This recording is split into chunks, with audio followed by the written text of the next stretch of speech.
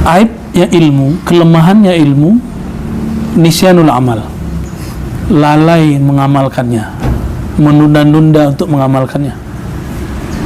Itu afatul ilm.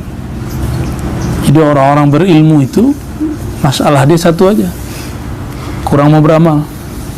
Hafiz Quran kurang apa? Hafal Quran.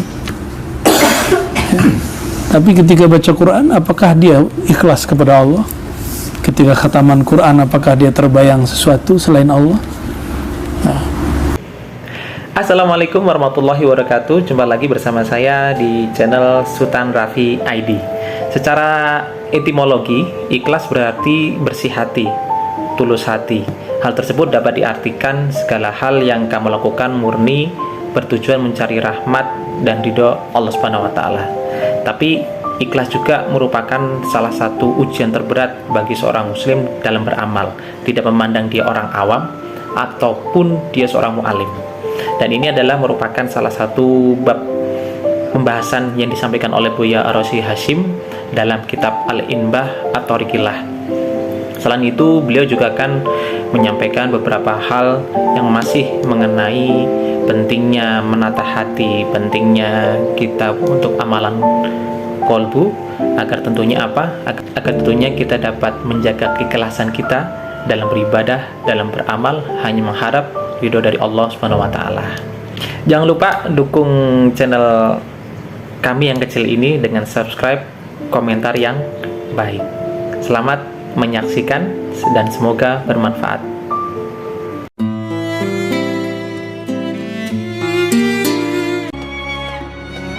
Allahumma salli wa sallim wa barik ala sayyidil wujud, sayyidil kaunin wa alihi wa sahbihi ajma'in wa ba'du. Baik ikhwah sekalian, ini kita ada spesial, ada duyuf, tamu kita dari saudara-saudara kita dari Brunei dan Malaysia, ya, wabil khusus Malaka, ya, Di Simak dari ya, Malaka, dari Brunei, masya Allah. Tamu dari jauh-jauh ya. Tapi bahasanya bisa dipahami ya semua, ya. Bahasa Melayu agak gimana gitu, tapi enak didengar sih. Saya setiap kali ke sini, ke maskan ribatnya talibah, pelajar putri muslimat, biasanya kita membedah kitab Al-Inbah Ala Thariqillah yang disusun oleh Imam Muhyiddin Ibn Arabi yang bergelar juga dengan Asy-Syaikh Al-Akbar. Asy-Syaikh Al-Akbar.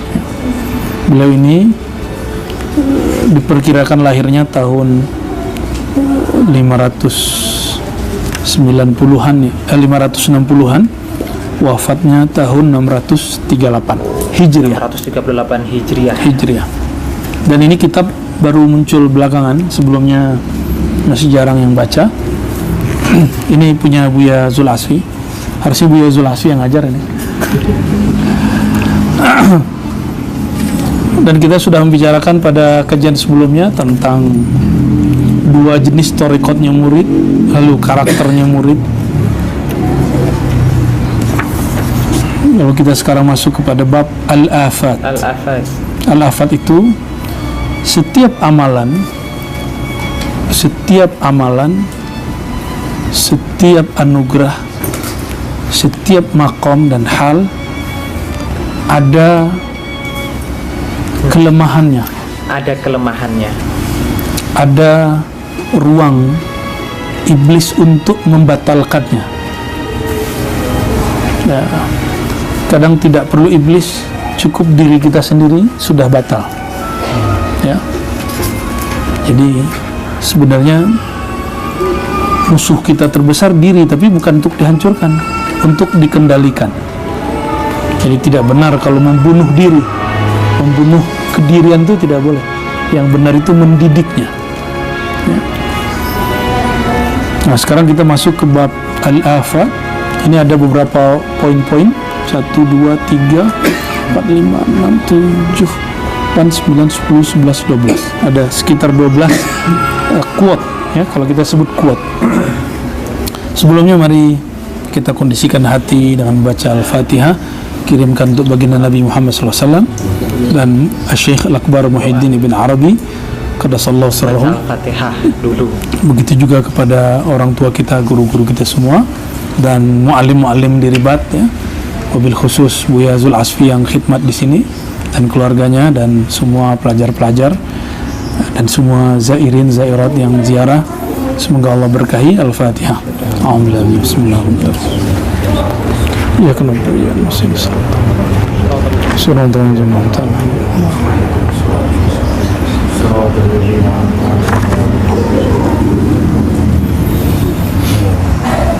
Qala Ibn Arabi Qaddasallahu sirrahu wa rawahallahu ruha likulli syai'in afa. Setiap segala sesuatu ada afatnya, ada kelemahannya, ada yang merusaknya. Salat itu bagus, salat itu baik, apa yang merusaknya? Riya. Ini contoh. Ada syarat rukun wudu, ada pembatal wudu dalam fikih. Dalam fikih ada penyempurna amal, ada pelengkap amal, ada pembatal amal. Maka dalam ilmu rohani, ilmu qalbu juga sama. Ada pelengkapnya dan juga ada yang merusaknya.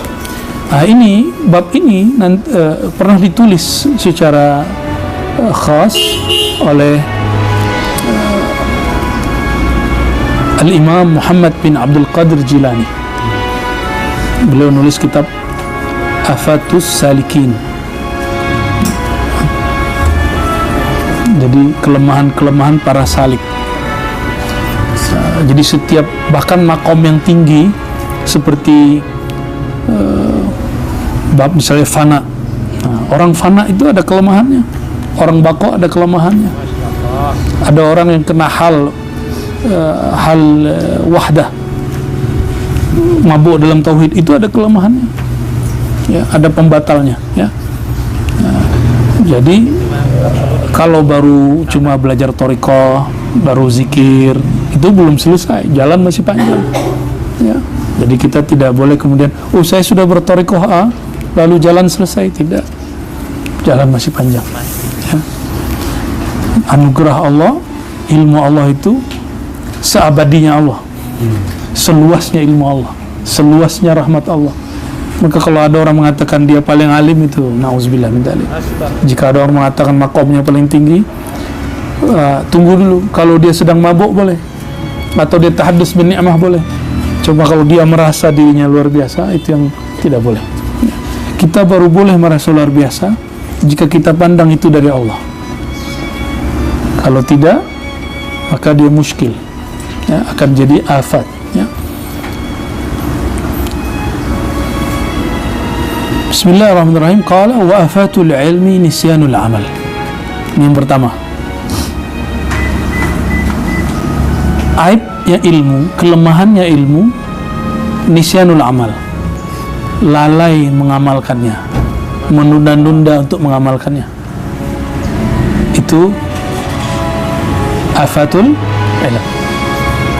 Jadi orang-orang berilmu itu masalah dia satu aja, kurang mau beramal.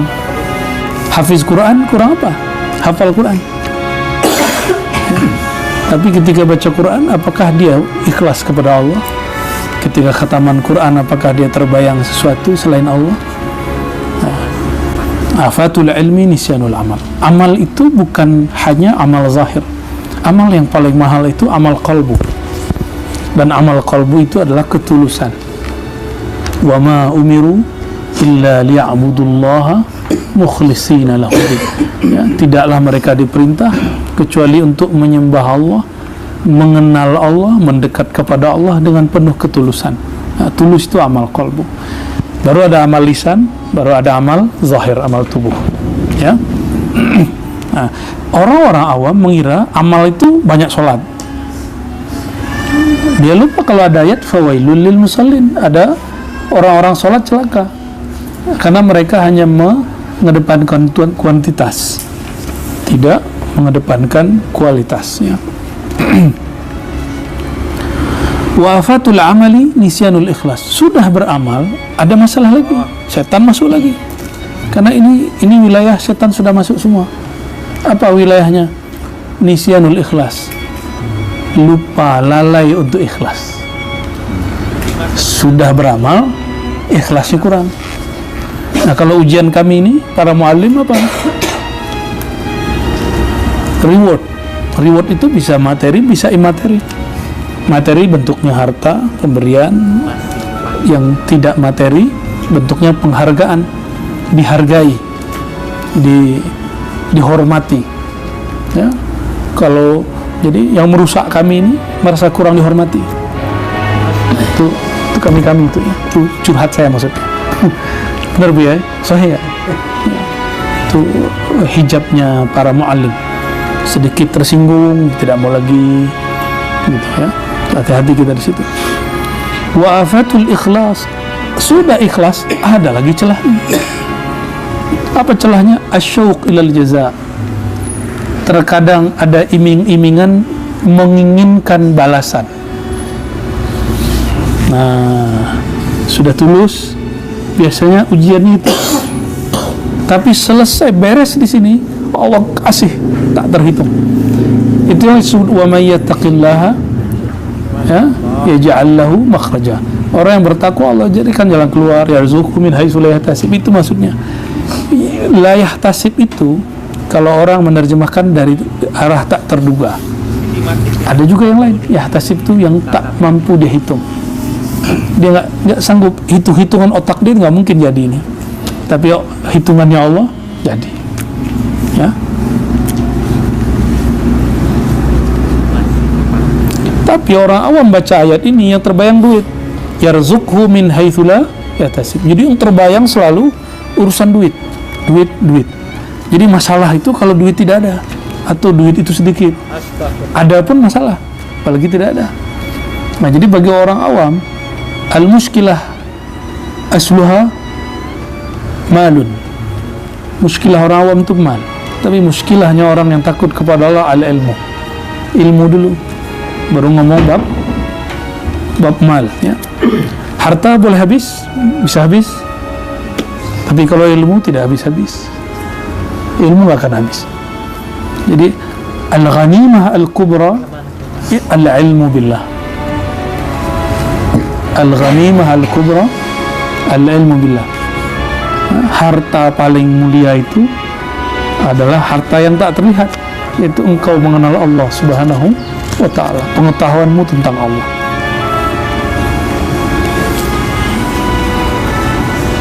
Walikulli sahibi wasfin afatun min jinsi wasfih.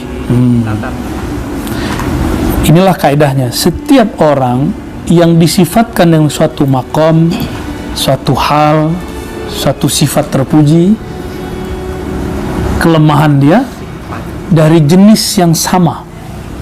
Nah, salat ya. Maka orang celaka dalam salatnya. Fawailul musallin itu kan dia celaka di dalam salatnya. Karena di dalamnya ada riya ya.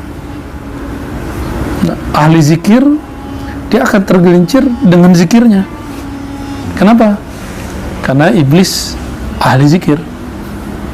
Ya.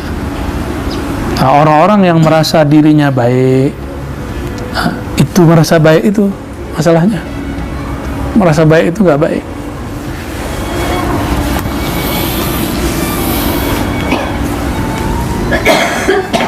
Boleh juga diartikan ini, kulikulli sahibi wasfin afatun min jinsi wasfih.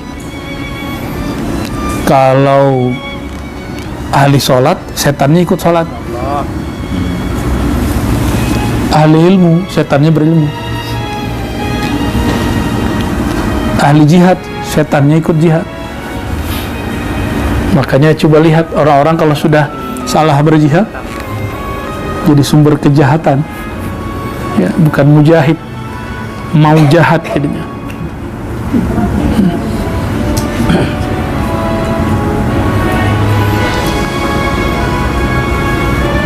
Guru ngaji, muallim, ustadz, kiai, itu kelemahan dia apa? Kalau ada ustadz lain yang ilmunya hampir sama atau lebih dari dia, muncullah iri dengki.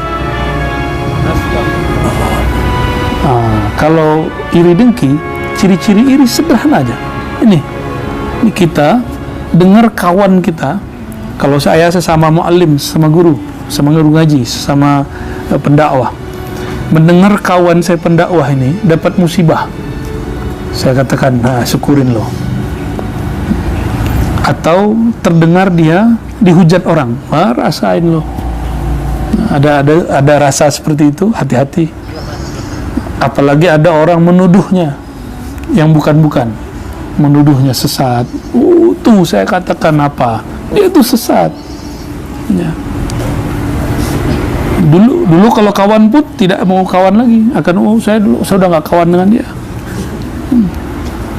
Takut dicaci. Disitulah, nih teman-teman, kalau ingin tahu kawan kita siapa, lihatlah siapa yang bersama kita saat kita dimusuhi orang, saat kita dibenci orang, saat kita dianggap sesat oleh orang. Siapa yang bersama kita? Itulah kawan kita yang sebenarnya. Ya. Lagi ada masalah duniawi, dia tetap sama kita. Ada masalah ukhrawi, dia tetap sama kita. Lagi senang, dia dekat. Tidak senang pun dia dekat. Dan yang mutlak begitu siapa? Hanya Allah. Yang mutlak seperti itu hanya Allah. Lalu orang-orang yang Allah lapangkan kalbunya. Jadi bukan sifat itu yang mau kita cari, tapi dekat kepada Allah. Kalau dekat kepada Allah pasti sifat itu dapat. Kalau di Ihya itu kan sederhana. Al-Hasid itu, orang hasad itu, Al-Haqid, dia senang ketika orang susah, kan itu gampangnya. Dia susah kalau ada orang senang.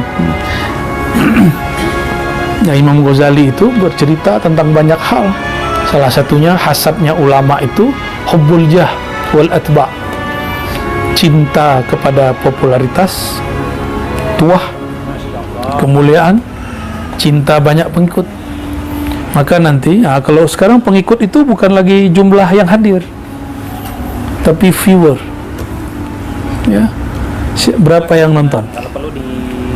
Cek video kita sedikit, yang lain banyak. Hati-hati. Ada perasaan sedih, hati-hati. Jadi masih relevan apa yang diajarkan Imam Ghazali di zaman dulu. Nah, kita berlindung kepada Allah dari syaitan min jinsi nafsi itu, ya, dari afah, aib, kelemahan min jinsi wasfi, ya.